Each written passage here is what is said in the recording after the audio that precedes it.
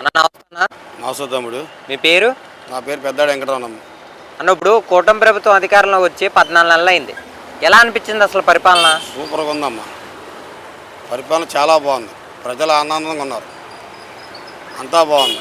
కానీ మన ప్రభుత్వానికి మంచి పేరు ఉన్నప్పుడు మరి దీంట్లో గవర్నమెంట్ ఏం చేసింది ఇది కానీ వికలాంగులు ఉన్న వాళ్ళకి కూడా పింఛన్ తీసి చాలా చండాలం చేశారు. మనం అవి ఎంత పైన ఎంత పిచ్చింగ్ వెళ్ళిందో మన గవర్నమెంట్, జనాలు ఎంత స్పీడ్కి వెళ్ళిందో ఒక్క వికలాంగ పింఛన్ వల్ల పెద్ద మైనస్ పడిపోయింది.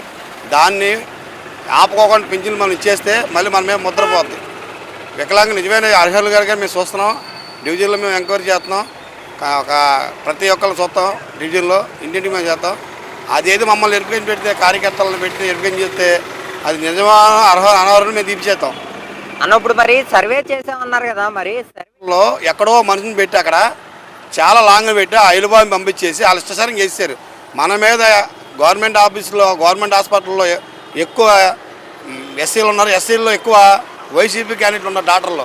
ఆ వైసీపీ అభిమానులు ఏం చేస్తున్నారు, మన పార్టీ మీద బురదేస్తానికి, టీడీపీ పార్టీ మీద బురదేస్తానికి ఓన్లీ మైనస్ ఎలా చేయాలని చెప్పి ప్రభుత్వం చాలా బాగుంది. ప్రజల్లో స్పందన బాగుంది. ఈ ప్రభుత్వం మత్స్యాలతో దొరుకుతున్న అవకాశం ఆరు గ్యారెంటీ ఇస్తాం. 6 గ్యారెంటీ మనం అమలు చేసాం. ఇంకొకటి ఇస్తే మనం సరిపోద్ది. సూపర్ 6 మనం హామీ చేసాం కాబట్టి ప్రజల్లో మంచి స్పందన ఉందని దీన్ని ఎలాగ బురద చెప్పి ఒక ప్లాన్తో జిమ్మారు. దీన్ని మన లోకల్లో లీడర్లకు అప్పచెప్తే పార్టీ మన జాతీయ పార్టీ అధ్యక్షులు నారా చంద్రబాబు గారు, లోకేష్ గారు, పవన్ కళ్యాణ్ గారు క్యాడర్ని మన కూటమి కార్యకర్తలకు అప్పచెప్తే ఆ నిజమైనడా అర్హుడా అనర్హులా మేము ఎరుకొని చేయగలం. 5 మీటర్లు ఇచ్చారు. అలాంటి వాళ్ళు పళ్ళ అమౌంట్ తల్లి కొందరం అవన్నీ మేము మన ఎమ్మెల్యే గారు, లోకల్ ఎమ్మెల్యే గారు బడ్డీ రాధాకృష్ణ గారు ఏం చేశారంటే అవన్నీ కలిపి ఎరుకొని చేసి వాళ్ళు కరెంట్ మీటర్లు వాళ్ళ పేరు మీద ఉన్నాయంటే లేవన్నారు. మరి లేనప్పుడు నువ్వు ఎలా ఎక్కించారంటే అప్పుడు వాలంటీర్ ఎక్కించన్నారు.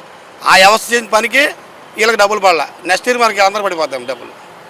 అన్న ఇప్పుడు చూసుకుంటే మరి కూటమి ప్రభుత్వ పరిపాలనలో వ్యతిరేకత వచ్చింది అంటున్నారు, ఎంతవరకు కరెక్ట్ అంటే? వ్యతిరేకత అంటే మన కూటమి మీద వ్యతిరేకం ఏం లేదండి. వ్యతిరేకం వచ్చింది ఒకటే, ఈ వికలాంగ పెంచిన తప్ప నుంచి మన పార్టీ మీద వ్యతిరేకం ఏం లేదండి. అన్నప్పుడు అమరావతి రాజధాని నిర్మిస్తున్నారు కదా, మరి అక్కడ అకాల వర్షాలకు అమరావతి రాజధాని మునిగింది అంటున్నారు. అసలు అమరావతి మునిగిందని పేక్ వీడియో పెట్టారండి. పేక్ వీడియో పెట్టినందుకు మన గవర్నమెంట్ ఏం చేయాలంటే డ్రోన్ కెమెరాల వ్యవస్థ మన దగ్గర ఉంది. డ్రోన్ కెమెరాలో విజిట్ తీసి పంపిస్తే ఒక్కొక్కటి నోరు మూసేస్తాడు. డ్రోన్ కెమెరాతో వీడియో తీసి పిక్చర్ మనం చేయాల్సింది ఒకటే. మనకి సోషల్ మీడియా అంత ఉంది పార్టీలో. వాళ్ళకున్న పేక్ మీడియా కంటే మనది ఎక్కువ ఉంది అధికార పార్టీలో. వాళ్ళ ఆ మాట అన్నారు అమరావతి మునిగిపోతుందని. ఫస్ట్ నుంచి అనే మాట అది చండాల నా కొడుకులు.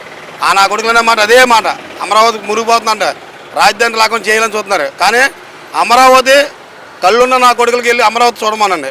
ఒక్క నీళ్ళు అక్కడ అమరావతి మునిగిపోయింది అన్నారు. మనం ఏం చేయాలి, డ్రోన్ కెమెరాలు తీపిచ్చి లాంగ్ షాట్ దక్క తీపిచ్చి పంపిస్తే లైవ్ సరిపోద్ది. అన్న గతంలో లిక్కర్ స్కామ్ జరిగింది అంటున్నారు, వాస్తవంగా జరిగిందా? మామూలు జరగలేదమ్మా బాబు, భయంకర స్కామ్ అది. స్కామ్ మామూలు. అప్పుడు గతంలో ఫోన్పే ఉందా? Cash cash cash cash PhonePe లేదు. ఎవరైనా సరే ఫోన్పే ఎందుకు పెట్టాలంటే గవర్నమెంట్ షాప్గా పెట్టండి. అమ్మో క్యాష్ అండి, క్యాష్ అయితే పట్టుకెళ్ళండి అన్న. ఇప్పుడు మరి ఆ లిక్కర్ స్కామ్లో ప్రధాన నిందితుడు జగన్మోహన్ రెడ్డి అంటున్నారు, మరి జగన్మోహన్ రెడ్డిని అరెస్ట్ చేసే అవకాశం ఉందంటారు? అవకాశం ఉందంటే మీరు ఇప్పుడు ఆయన అరెస్ట్ చేసిన వాళ్ళ ఆయన ప్లాన్ ఏంటంటే అరెస్ట్ అయితే సానుభూతి జనాలకు వద్దని ఆయన ప్లాన్ వేస్తున్నాడు. అరెస్ట్ ఏం చేస్తారు, డబ్బులు కక్కిస్తారు. డబ్బులు కక్కిస్తారు. తిన్నావాడు కదా, నేను ఆయనే కదా సీఎం తెలుగు నేను చేయరుగా. అంటే గత 11 సంవత్సరాల నుంచి అక్రమ ఆస్తులు అనే కానీ అనేక రకాల కేసుల్లో బయట తిరుగుతున్నారు కదా, మరి ఆయన తిరుగుతున్నారంటే కేంద్ర గవర్నమెంట్ కూడా సెంట్రల్ గవర్నమెంట్ కూడా ఆయనకి ఫ్రీ ఇచ్చేసారండి. కూటమి ప్రభుత్వం కరెక్టే మంది. సెంట్రల్ గవర్నమెంట్ ఆయనకి ఇవ్వకుండా ఉంటే 2 కళ్ళు సిద్ధాంతం చేస్తున్నారు మోడీ గారు. ఆ సిద్ధాంతం మానుకుంటే అంతా లైన్ వద్దు బాబు అని. ఇప్పుడు గతంలో ఆడదాం ఆంధ్రాలో కూడా స్కామ్ జరిగింది అంటున్నారు. అది పెద్ద స్కామ్. అది ఆడదా ఉందా? బ్యాట్లు ఇరిగిపోయినాయా? చండాలం బ్యాట్లు ఇచ్చారా? మామూలు స్కామ్ కాదు అది. క్రికెట్ బ్యాట్లు ఇంకా చాలా కిట్లు కూడా ఉండిపోయింది చాలా చోట. ఆ స్కామ్లో రోజా, బైరెడ్డి, సిద్ధార్థ రెడ్డి ఉన్నారు. ఇంకా మరి వాళ్ళిద్దరు ఉన్నారు. బైరెడ్డి, సిద్ధారెడ్డి. ముందు రోజే కదా మినిస్టర్, కేడా మినిస్టర్. ఆవిడ స్టోరేజ్ కేడా మినిస్టర్ కదా ఆవిడ ఆ గవర్నమెంట్లో. మరి ఆవిడేకే నేను ఆవిడ ఏదో మాట్లాడుతుంది మీడియా ముందుకు వచ్చి నోటుకు వచ్చినట్టు. ఇది ఆడ మనిషి కూడా చదువుకోకుండా నన్నేం పేకలేరని టేబుల్ భాష ఆడుతుంది. ఆ భాష మనం అనలేం కానీ ఆవిడ భాష మరి దారుణంగా ఉంది. అలా మరి వాళ్ళు అలాంటి అనుచిత వ్యాఖ్యలు చేస్తున్నప్పుడు కూడా ఇంకా ప్రభుత్వం వాళ్ళ మీద చర్య తీసుకోవడం గల కారణం? ప్రభుత్వం ఇప్పటికే చర్య తీసుకుంటుంటే కచ్చి పోదాం రెడ్ బుక్ వాళ్ళని చెప్పి వాళ్ళ పేక్ పర్సన్ చేస్తున్నారు.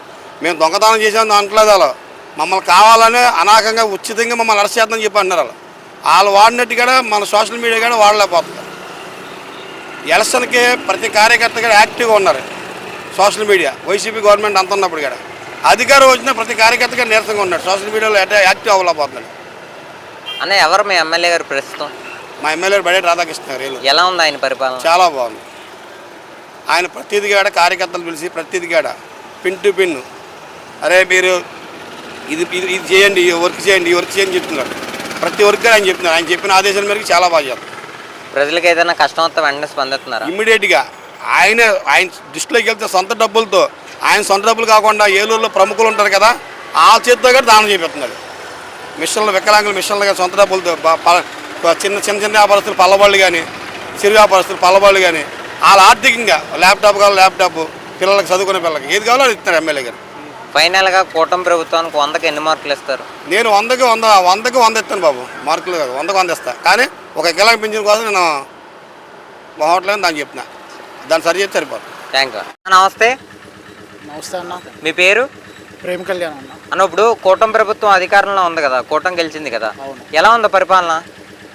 గత ప్రభుత్వ పరిపాలన మీద బాగుందన్న. ఎందుకంటే సమర్థవంతమైన నాయకులు ఉన్నారు. మన రాష్ట్రానికి మళ్ళా మంచి రోజులు వచ్చింది. అంటే ఇప్పుడు ప్రస్తుతం చూశారు కదా పరిపాలన, ఏమన్నా అభివృద్ధి కనిపించింది అంటారా? కనిపించింది. గత ప్రభుత్వంలో చాలా అభివృద్ధి కనిపించింది.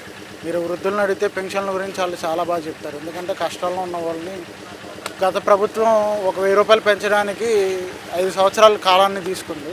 కానీ 1000 రూపాయలు వెంటనే పెంచేసి ఇచ్చారు గత ప్రభుత్వం మీద. అని ఇప్పుడు ఈవీఎం ట్యాంపరింగ్ జరిగింది, దానివల్లే కూటమి ప్రభుత్వం అధికారంలోకి వచ్చింది అంటున్నారు.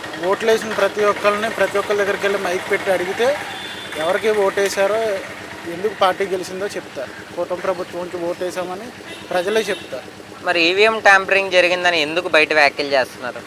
అంటే గత ప్రభుత్వం గెలిచినప్పుడు ఈవీఎం ట్యాంపరింగ్ జరిగితే ఇప్పుడు కూడా జరిగిందని ఒప్పుకోవాలి.